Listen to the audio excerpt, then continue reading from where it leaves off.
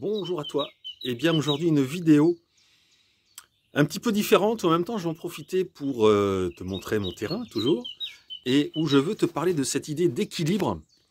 Donc entre la nature et l'homme, c'est le titre qu'il va y avoir je pense. Et en fait c'est une pensée, une réflexion qui m'est venue ce matin. Pendant que j'étais en train de redessiner les chemins sur le terrain. Et je me suis... Voilà, j'ai eu 3 heures. 3 heures de débroussailleuse qui m'ont laissé le temps, on va dire, de profiter du terrain, de le voir et d'avoir une réflexion, voilà, à ce niveau-là, en me disant comment est-ce que je fonctionne dans ma vie par rapport à ça, et en fait, dans un sens plus large, euh, comment est-ce qu'on peut fonctionner entre l'homme et la nature. Voilà, donc je passe de l'autre côté, et comme ça tu vas voir le paysage, et on va pouvoir parler, enfin en tout cas je vais pouvoir te parler de tout ça en même temps qu'on se promène. Nous voici en haut du terrain, donc au niveau de la petite cabane que je fais, avec ce côté, tu vois, où je fais des chemins.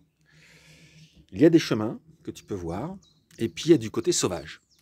Et c'est vraiment en faisant mes chemins là, ce matin, que j'ai eu une réflexion en me disant que finalement, il fallait rester vraiment très très modeste par rapport à l'idée, je dirais, de notre relation avec la nature, en me disant, bon, bah, en fait, on essaye un petit peu de la contrôler, un petit peu de faire des choses avec, mais au final, c'est vraiment elle, de toute façon, qui décide, et qui est la plus forte, hein, qui est la plus forte.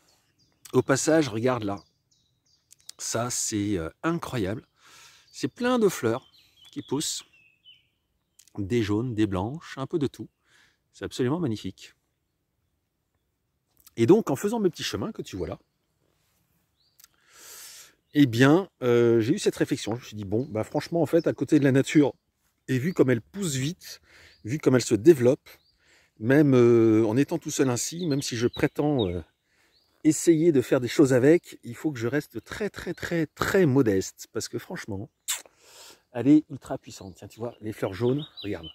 C'est magnifique, tu vois, c'est dans la nature sauvage, on va dire. Et regarde, ensemble de fleurs jaunes, avec des petites fleurs mauves qui sont sauvages, celles-là aussi, mais qui ressemblent à celles que j'ai à côté du petit bassin en bas, qui ne sont pas sauvages.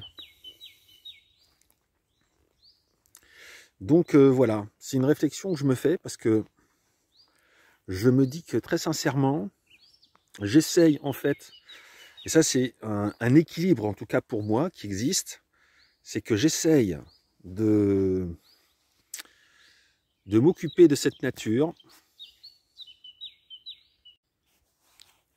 mais que au final, elle fait un peu ce qu'elle veut. Parce que par rapport à toute la surface présente, en gros j'ai 1 hectare de prairies, etc., dont je m'occupe, et bien franchement, il y a cette petite surface que je te montre, voilà, ici, où là je m'occupe un peu, enfin, il y a peut-être, je sais pas, 3 ou 4 000 m² un peu de civilisé, et puis après, tout autour de ça, et bien tu vois, tu as la forêt, les fougères, la prairie, et tout ça qui n'est pas civilisé, qui pousse tout seul. Et heureusement, parce que de toute façon, je n'aurai pas le temps de m'en occuper. Et c'est pour ça que je laisse une partie sauvage. Et ça me va très très bien. Nous arrivons, tiens, dans cette partie plus civilisée, là au niveau des butternuts. Donc je suis très content. Les butternuts se développent. Par rapport à la semaine dernière, la grosse différence que j'ai pu remarquer, alors c'est vraiment au niveau des chayotes, ici. Attends, je vais passer de l'autre côté. Toc, toc, toc. Au niveau des chayotes, et bien là, ça y est, il y a un gros développement. Elles sont en train vraiment, tu vois, là, de me faire des énormes feuilles. La tige repart à pleine force, donc c'est très très bon signe. Très bon signe pour les chayotes. Et puis là, ben, ça pousse, ça pousse, ça pousse. Les patates poussent aussi. Je vais peut-être en récolter un peu, on verra.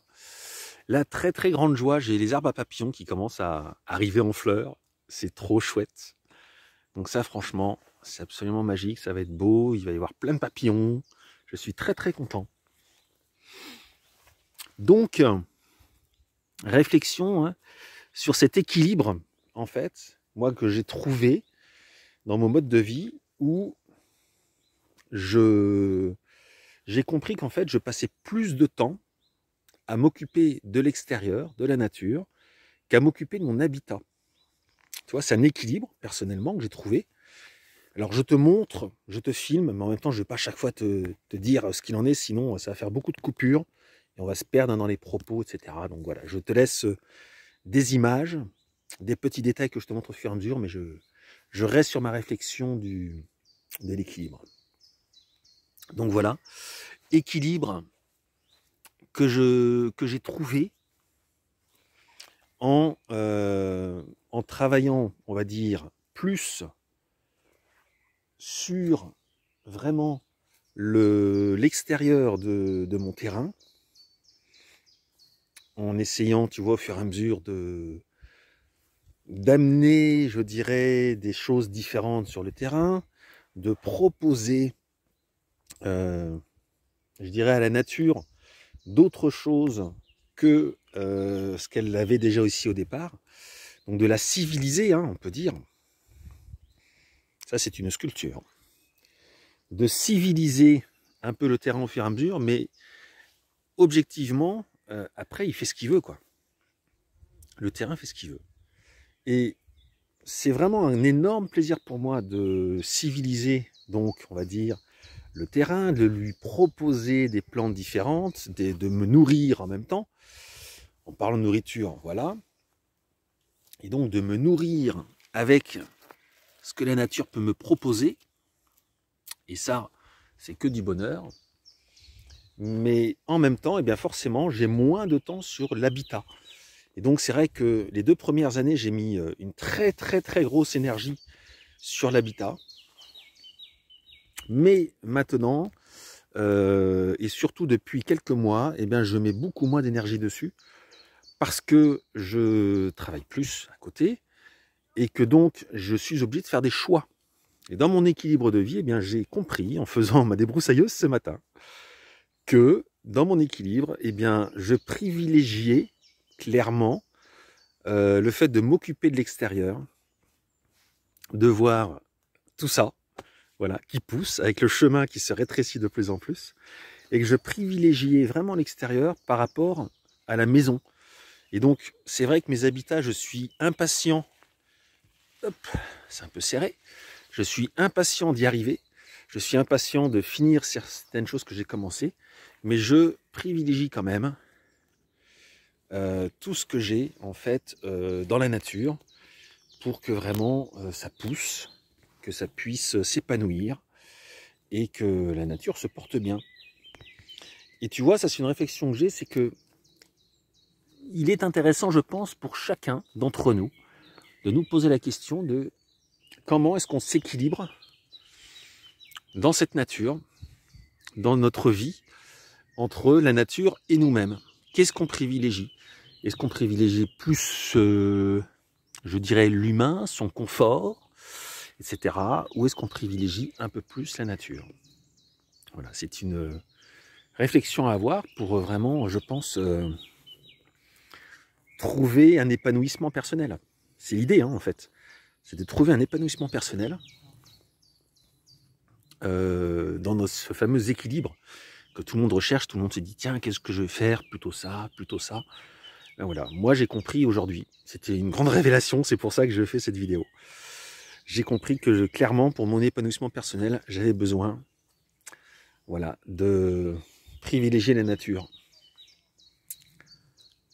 Et je suis très content parce qu'en fait, ça met un vrai sens à tout ce que je fais actuellement et à la manière dont je vis actuellement, si tu veux, hein, parce que il y avait des moments, je t'avouerais, que je me disais, ah zut, là, je m'auto-culpabilisais clairement de ne plus être en travaux sur mes habitats, et clairement, je culpabilisais. Et puis je me suis dit, donc voilà, c'était comme ça, quoi. Et là, eh bien, j'ai compris. J'ai compris, en fait, ça donne complètement un sens à tout ce que je vis, à tout ce que je fais. Et donc, c'est absolument génial parce que de donner un sens à sa vie et vraiment de comprendre parfois les choix que l'on fait, parce que des fois on fait des choix, mais on a l'impression d'être forcé ou de ne pas parfaitement les comprendre en tout cas. On se dit bon ben là je dois faire comme ça parce que ben, j'ai pas le choix. C'est ainsi, et ben en fait non. J'ai compris que j'avais fait un vrai choix de plutôt privilégier cette belle nature, de privilégier les animaux qui vivent ici. Alors animaux pas domestiqués du tout, hein, c'est que du sauvage, hein, tu le sais. À la rigueur, on peut dire que les poissons sont domestiqués. Voilà. On arrive aux poissons là. On peut dire que les poissons sont domestiqués si on veut, parce qu'ils sont là. Après, je les nourris pas. Hein. Clairement, ils sont là, mais je ne les nourris pas. Ils vivent leur vie tranquillement, ensemble. Ils se nourrissent tout seuls. Donc, c'est pas vraiment des animaux domestiqués. On peut pas dire ça. Donc vraiment, c'est une grande joie, franchement, parce que voilà, j'ai compris ça. J'ai compris que c'était pour moi la manière d'être bien dans ma vie, de m'épanouir. Et waouh! Déjà que je me considérais plutôt chanceux au quotidien, mais là j'ai vraiment trouvé un sens à pourquoi je me sentais chanceux. Donc c'est chouette, parce que ça me permet d'être plus conscient encore, je dirais, de la chance que j'ai et de mon épanouissement personnel. Donc c'est une grande chance.